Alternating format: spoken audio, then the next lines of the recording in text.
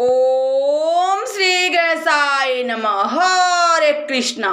राधे राधे।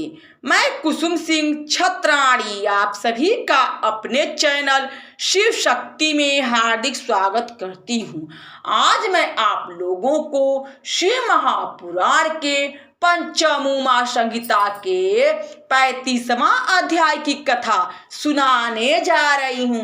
वैवस्वत मनवंतर का वर्णन। सूजी बोले, हे मुने, महर्षि कश्यप की दक्षाणी नामक स्त्री से जो विवस्वान सूर्य की उत्पत्ति हुई थी, उनकी स्त्री का नाम संज्ञा, जो उनके यानी सूर्य के तेज को सहन न कर सकी और दहमान हो उद्योग करने लगी। तब सूर्य ने उससे 3 संतानें उत्पन्न की, जिनमें यम और यमुना ये दोनों संतानें एक साथ उत्पन्न हुई और तीसरी संतान कन्या हुई। इन तीनों संतानों को उत्पन्न कर सूर्य ने संज्ञा से वहां रहकर सुख से पालन करने को कहा, परंतु संज्ञा सूर्य के गोलाकार रूप एवं शरीर को सहन न कर सकती थी। इससे उसने वहां अपनी शुभ छाया प्रकट कर वहां रहने को कह दिया और स्वयं अपने पिता के घर चली आई। छाया सूर्य से इस रहस्य को छिपाकर वहां रहने लगी।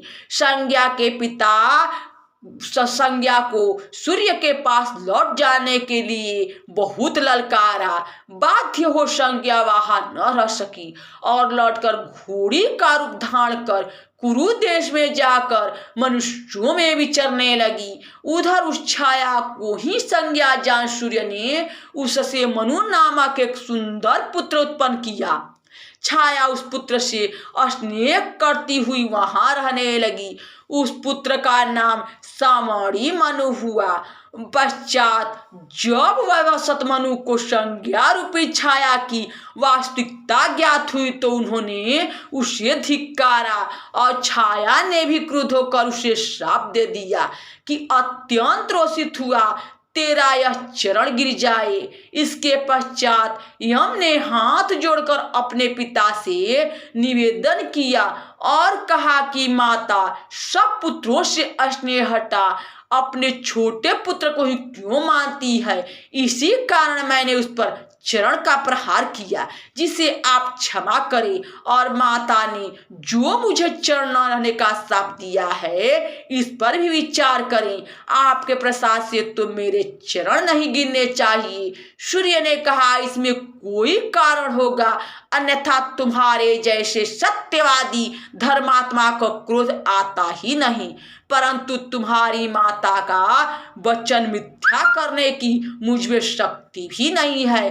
तुम्हारे चरण के मांस को कृमि यानी कीड़े लेकर पृथ्वी पर अवश्य गिर जाएंगे। यह शाप अवश्य ही सत्य होगा।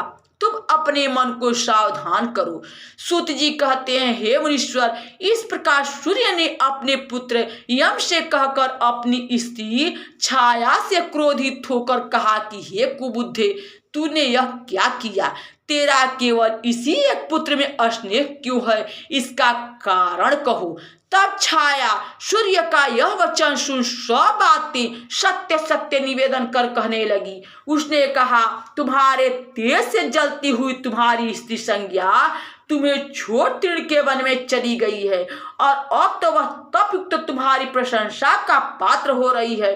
तुम उस पर कृपा करो, मैं उसी का प्रतिबिंब छाया हूँ। मैं तुम्हारे रूप को सुधारूंगी। यह सुन सूर्य का क्रोध दूर हो गया।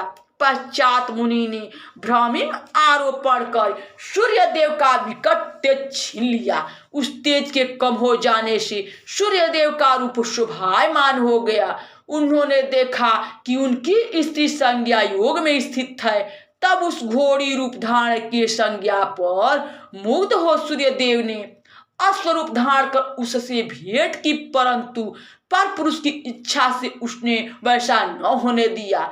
सूर्य का वीर्य उसी का नासिका पर गिरकर नाम 2 अश्विनी कुमार प्रकट हो गए, जिससे एक का नाम ना सत्य, दूसरे का नाम दस्र हुआ। उन दोनों को सूर्य ने अपने परम मनोहर रूप से देखा।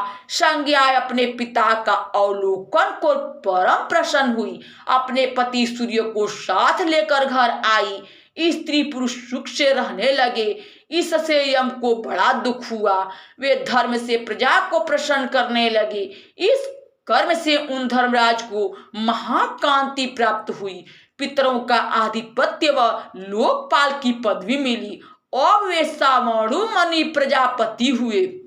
इसके पश्चात भव्य मनु होंगे। इधर जो सूर्य की छोटी कन्या यमी थी, वह लोकों को पवित्र करने वाली यमुना नदी हुई। इन्हीं मनु को लोक में मनु या सावड़ी मनु कहते हैं। जो इन देवों के जन्म को सुनता या धारण करता है, उसकी आपत्ति दूर हो जाती है तथा वह यश का भागी होता है।